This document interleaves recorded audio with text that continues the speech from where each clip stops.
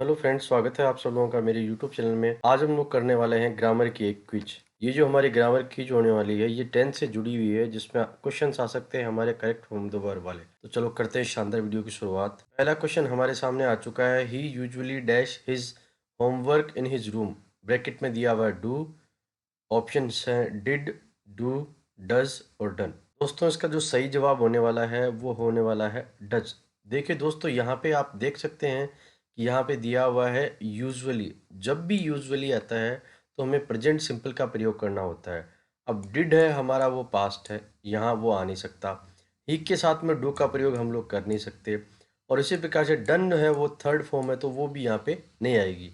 तो हमारा correct answer हो जाएगा यहाँ पे डज। चलिए अगला क्वेश्चन देखते हैं। Could you dash me please. Bracket में है हेल्प। आपके ऑप्शन है हेल्प्स, हेल्प्ड, हेल्प और हेल्प्स।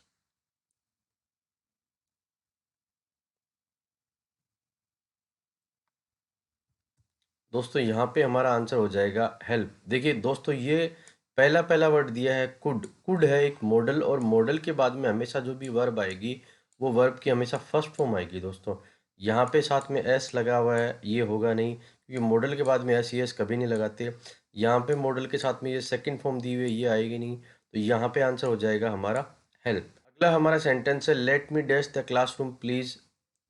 लीव ब्रैकेट में है। ऑप्शंस है हमारे लेफ्ट, लीव, लीव, लीव्ड। ये चार ऑप्शन हमारे दिए हुए हैं। दोस्तों देखते हैं कि इसका आंसर क्या होता है। दोस्तों इसका आंसर हो जाएगा लीव। देखिए दोस्तों, लेट दिया हुआ है, लेट के बाद में हमेशा फर्स्ट फॉर्म ही आती है। ठीक है, तो यहाँ पे लेफ्ट हमारा आंसर हो नहीं सकता। LIV ये यहाँ पे इसका मतलब नहीं है। इन दोनों, ये दोनों अलग अलग वर्ड्स हैं दोस्तों। और लीव्ड यहाँ पे होगा नहीं, ये सेकंड फॉर्म है, ये यहाँ पे आएगी नहीं। तो यहाँ पे आएगा लेट के साथ में फर्स्ट फॉर्म लीव आ जाएगा दोस्तों। अगला है would you mind dash the window please open, opened, opening, opens. आपको दिमाग लगाना है कि इसके बाद में क्या आंसर आ सकता है। चार ऑप्शन आपके सामने दिए हुए हैं, इनमें से एक है वो इसका जवाब होगा। दोस्तों इसका जो जवाब है वो है हमारा ओपनिंग। देखिए दोस्तों, यहाँ पे दिया हुआ है माइंड। माइंड एक वर्ब है, वर्ब के बाद में दूसरी वर्ब नहीं आती है। देखिए ओपन यहाँ आएगा नहीं, ओपन यहाँ आएगा नहीं, ओपन्स यहाँ नहीं आएगा। लेकिन ओपनिंग ये है, ये ओपनिंग जो है ये वर्ब के रूप में काम नहीं कर रहा है, यहाँ पे ये जेरेंड के रूप में काम कर रहा है। इसलिए यहाँ पे ये ओपनिंग जो है यहाँ पे आ चुका है दोस्तों। ध्यान रखें, एक वर्ब के बाद में दूसरी वर्ब नहीं आएगी। कोई जिरेंड इन्फिनेटिव टू ओपन हम लोग लगाते तो वो भी हो सकता था। अगला सवाल है हमारा, he wants Mary to dash the dishes. Bracket में डू। ऑप्शन है डिड, डू, डज और डन। दोस्तों इसका हमारा जो आंसर होगा वो होने वाला है डू। क्योंकि देखिए दोस्तों, यहाँ पे दिया हुआ है टू, और टू के बाद में हमेशा फर्स्ट फॉर्म आती है। डिड इसका आंसर होगा नहीं है। टू के साथ में एस डज वाला लगता नहीं है। डन इसकी थर्ड फॉर्म ये आएगी नहीं, तो टू के बाद में क्या आ जाएगा दोस्तों, डू। अगला क्वेश्चन है हमारा दोस्तों, she dash here for 2 years। Bracket में है leave, has been living, had living, is living, have been living. देखिए आंसर क्या होता है, देखते हैं।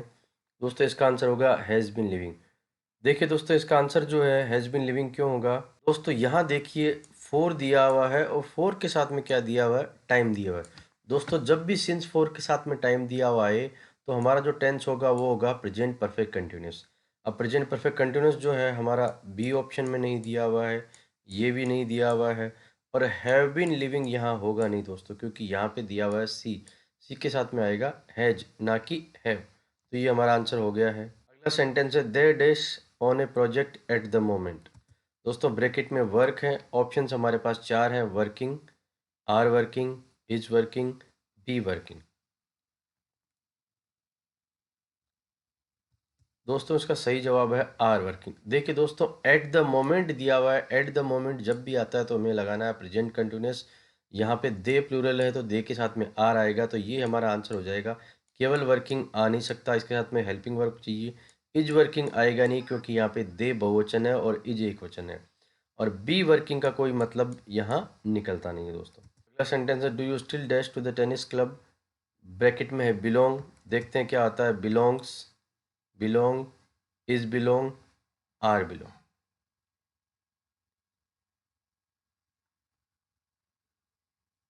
दोस्तों इसका जो सही आंसर होगा वो होगा बिलोंग। देखिए डू के बाद में हमेशा फर्स्ट फॉर्म आती है, कभी भी डू के साथ में एस एस लगेगा नहीं। डू के बाद में इज और बिलोंग का कोई मतलब नहीं है, इसी प्रकार से आर बिलोंग का कोई मतलब नहीं है। तो डू के साथ में फर्स्ट फॉर्म लग जाएगी, वो केवल लगेगी बिलोंग। तो इज आर ये दोनों हैं वो गलत हो जाएंगे और एस एस लगेगा नहीं। अगला सेंटेंस है I dash football after work. Bracket में दिया हुआ है हमारे प्ले, ऑप्शन है हमारे प्लेज, एम प्ले, प्लेइंग और प्ले। देखते हैं दोस्तों इसका सही जो आंसर है वो क्या होने वाला है। दोस्तों इसका सही आंसर है प्ले। देखिए ये बताया गया है यहाँ पे रूटीन वर्क या रेगुलर वर्क के बारे में, जिसमें प्रेजेंट सिंपल का प्रयोग किया जाता है और आई के साथ में प्रेजेंट सिंपल में कभी भी एस ई एस नहीं लगता है, इसलिए प्लेज होगा नहीं। एम प्ले का कोई लॉजिक यहाँ नहीं बनता है, केवल प्लेइंग किसी भी सेंटेंस में आ नहीं सकता, तो यहाँ पे आंसर बन जाएगा आई प्ले। अगला सेंटेंस है my sister dash as a waitress. Option है हमारे चार, working, works, work, is work. दोस्तों इसका जो सही आंसर होने वाला है इन चारों में से आप अनुमान लगा सकते हैं, इसका आंसर जो है वो है हमारा वर्क्स। देखिए दोस्तों ये भी रेगुलर वर्क या रूटीन वर्क के बारे में बात करी जा रही है कि मेरी सिस्टर वो किस तरह का काम करती है। तो यहाँ पे केवल वर्किंग बिना कोई हेल्पिंग वर्ब के आ नहीं सकता, केवल वर्क का यहाँ पे कोई लॉजिक नहीं है, प्रेजेंट सिंपल है। माई सिस्टर सिंगुलर है तो उसके हाथ में एस एस लगेगा। इज वर्क ये नहीं आएगा क्योंकि इज के साथ में आई एन जी आना चाहिए, तो यहाँ पे आंसर हो जाएगा हमारा वर्क।